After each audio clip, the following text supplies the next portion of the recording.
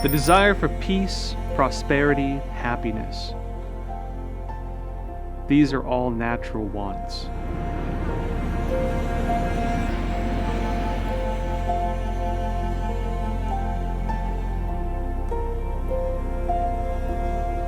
The desire for good, however, can be exploited and used by those who do evil. Communism advertises itself as a promise for a man-made heaven on earth. What it delivered instead was a living hell.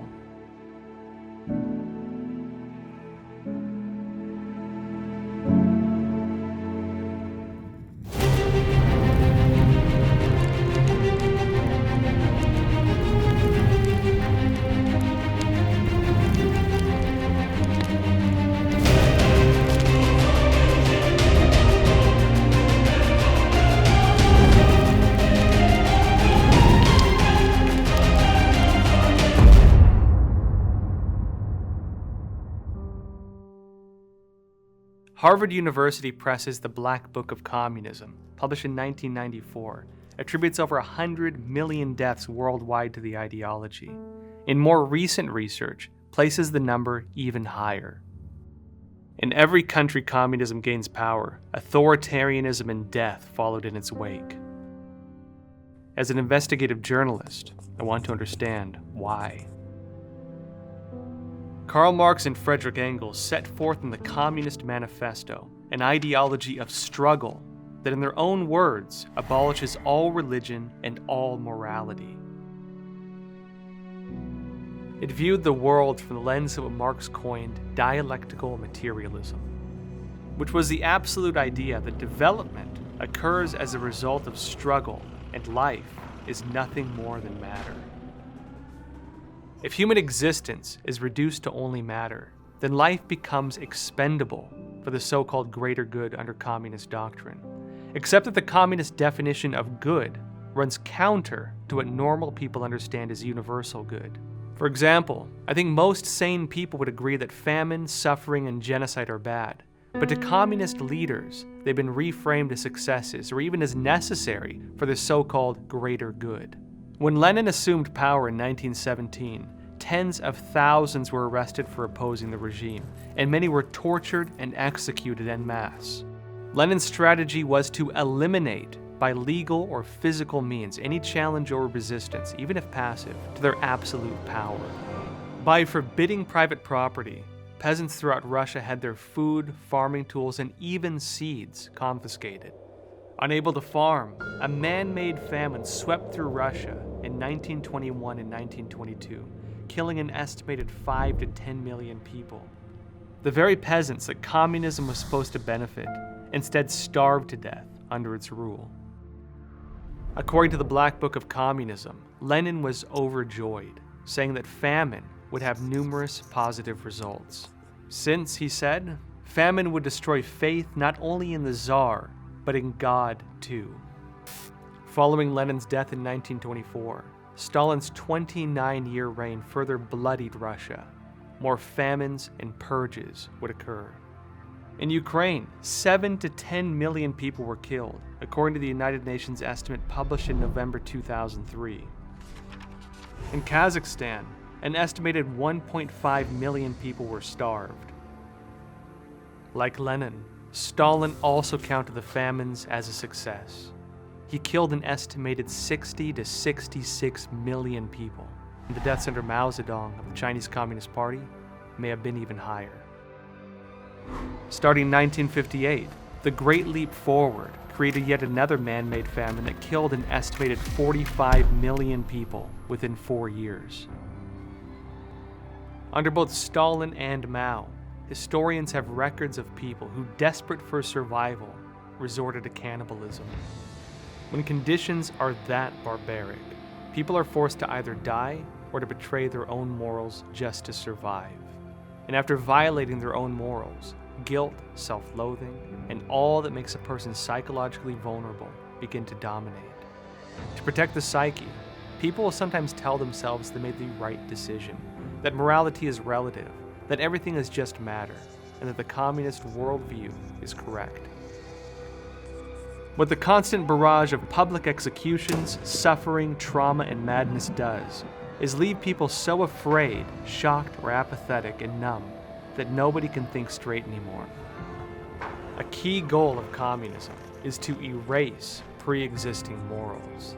That way, communism can displace traditional morals with its own code of ethics, or rather, its absence of ethics. Their code demands only obedience to the party above basic humanity. The party dictates what is right and wrong, and anything that challenges it is deemed wrong. So under communism, morality, faith, and tradition are all targets for destruction.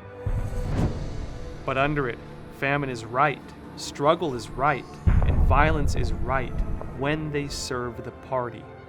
Mao's Cultural Revolution in the 1960s saw children beating their own parents. Teachers, landlords, and intellectuals were hunted and publicly humiliated or worse by Mao's militant group, the Red Guard. Mao ended up killing between 50 million and 70 million people.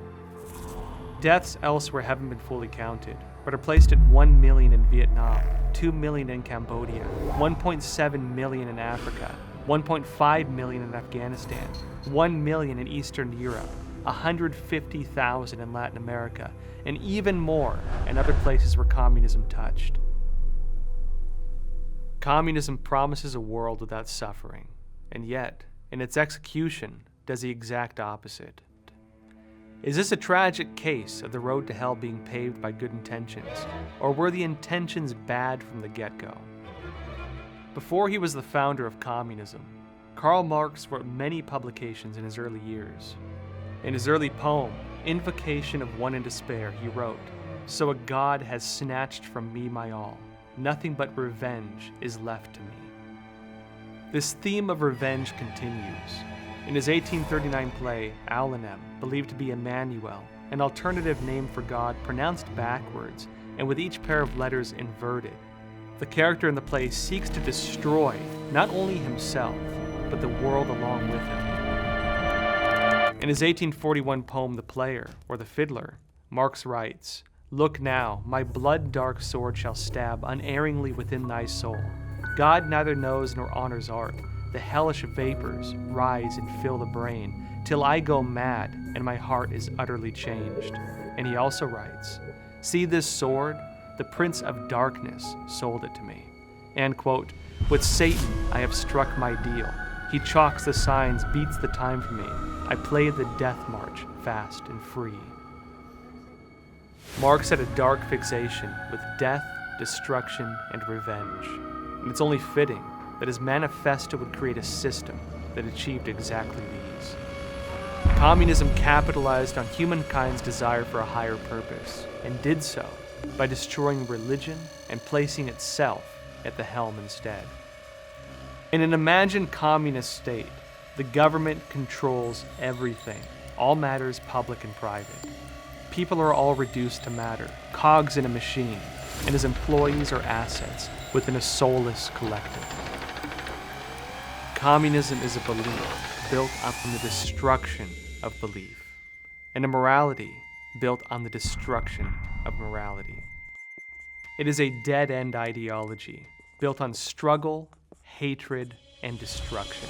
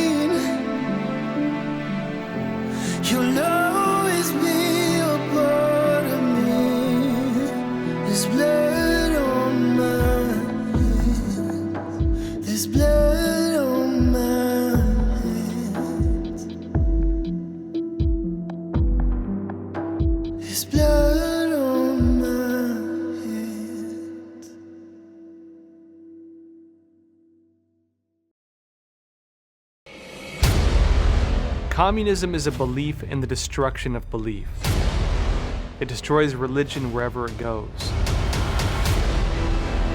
So who is the unholy father of communism? François-Noël Gracchus-Babeuf. The French Revolution would be remembered for its unjust bloodshed, killing over 300,000 people. It was a period known as the Reign of Terror.